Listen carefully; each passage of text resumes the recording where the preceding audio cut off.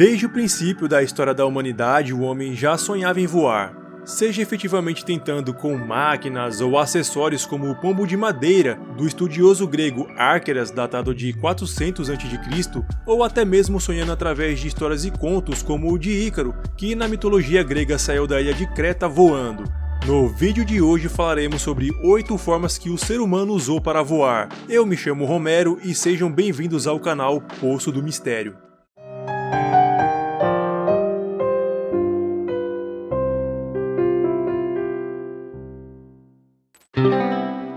Balão. Apesar da nossa mente sempre pensar primeiro no avião quando falamos em voar, a primeira vez que o homem experimentou voar de fato foi a bordo de um balão de ar quente. O feito aconteceu em 8 de agosto de 1709 lá em Lisboa, Portugal, e teve como seu inventor, olha só que honra, hein, o luso brasileiro Bartolomeu de Gusmão. O nome desse aparelho inusitado era Passarola. Tudo bem que não foi o voo mais alto que a humanidade já presenciou. Segundo os registros, o aparelho voou a apenas 20 palmos de altura do solo e flutuou por apenas alguns instantes, mas foi um voo que funcionou, né? Já o balão de voo, que é controlado como conhecemos hoje, aconteceu graças aos franceses Jean-François Pilote de Rosier e François Louhan d'Arlande, no dia 21 de novembro de 1783 em Paris. Avião. Aquela velha briga entre quem inventou o avião não vai entrar aqui nesse vídeo, porque todos nós sabemos que foi o Santos Dumont. O voo do 14 bis aconteceu em Paris em 23 de outubro de 1906, com o aparelho voando por cerca de 221 metros. Para uma primeira vez até que foi bem razoável, né? De lá pra cá a gente sabe que o avião evoluiu muito, tendo desde o pequeno planador Archaeopteryx, que é basicamente um avião sem motor que você veste, entre aspas, até o gigantesco Antonov AN-225 Miria, um avião de carga com 84 metros de comprimento, 88 metros de envergadura das asas, 6 motores e 32 rodas, sendo capaz de suportar uma carga de até 640 toneladas. Dirigível.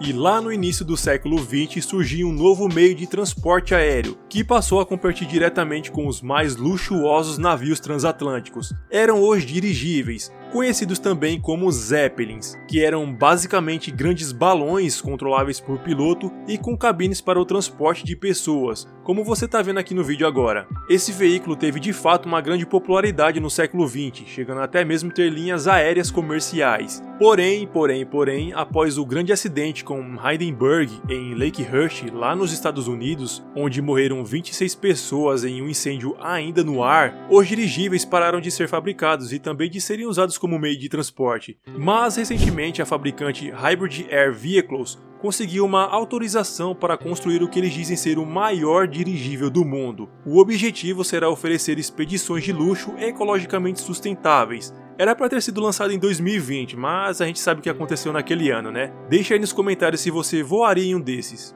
Mochila a jato. Imagina só, você acorda, toma o seu banho, toma o seu café da manhã, coloca a sua mochila a jato e sai voando.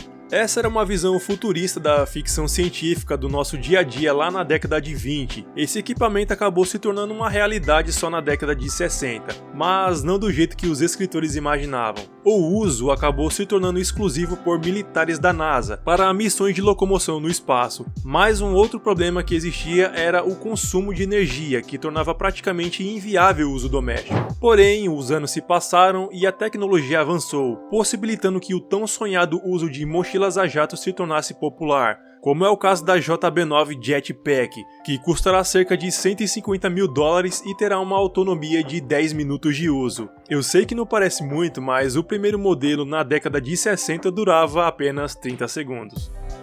Drones.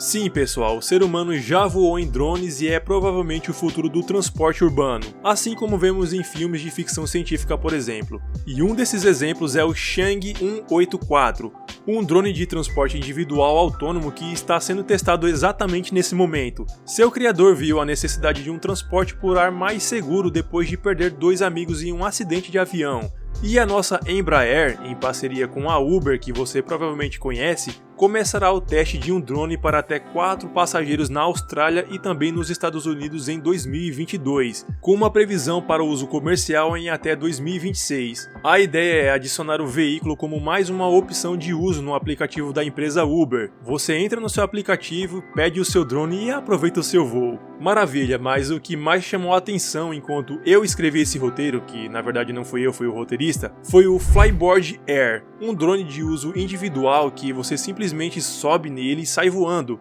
E o Flyboard Air alcança até 200 km de velocidade, tem uma autonomia de 10 minutos e pode carregar até 120 kg. E um desses aí você pode até adquirir se você tiver os seus 250 mil dólares sobrando.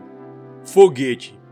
O nosso primeiro voo de foguete foi feito pelo russo Yuri Gagarin, lá em 1961 na nave Vostok 1. Ele deu uma volta em torno da Terra em 108 minutos, a 3.274 km de altitude.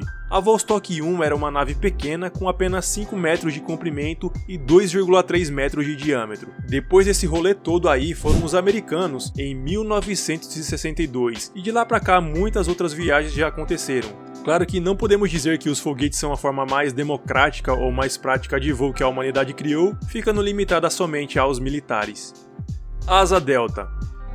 E uma forma não tão tecnológica assim quanto as outras citadas acima, mas que também tem o seu charme, a Asa Delta é uma das formas mais baratas de se voar hoje em dia, e podem ser encontradas em cidades praianas, um salve aí pro Rio de Janeiro. Nossa primeira experiência com essa forma inusitada de voar começou lá em 1871 pelo alemão Otto Lilienthal, que dedicava a sua vida na criação de planadores. Mas a Asa Delta moderna foi criada pelo investigador da NASA Francis Rigallo em 1948, mas o seu projeto foi engavetado porque ninguém se interessou pela comercialização do produto. Anos mais tarde, já na década de 70 na Austrália, o colega de Otto, o Bill Moyes, conseguiu produzir o aparelho e vender na Califórnia, lá nos Estados Unidos, se tornando então um baita de um sucesso. Túnel de vento.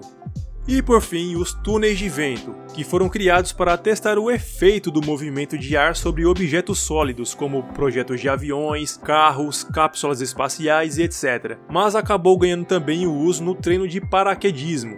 O túnel de vento é um ambiente controlado onde a pessoa literalmente voa sem nenhum acessório ou aparelho extra, apenas com a força do vento de baixo para cima simulando uma queda livre, mas sem aquele risco todo e aquele custo caríssimo para despencar de quilômetros de altura. Mas então, você lembra de alguma outra forma de voar que não mencionamos aqui no vídeo? Escreve aí embaixo nos comentários, talvez a gente até faça uma parte 2, beleza? Se gostou do vídeo, deixa o seu like, se inscreve aqui no canal, até o próximo vídeo então e tchau!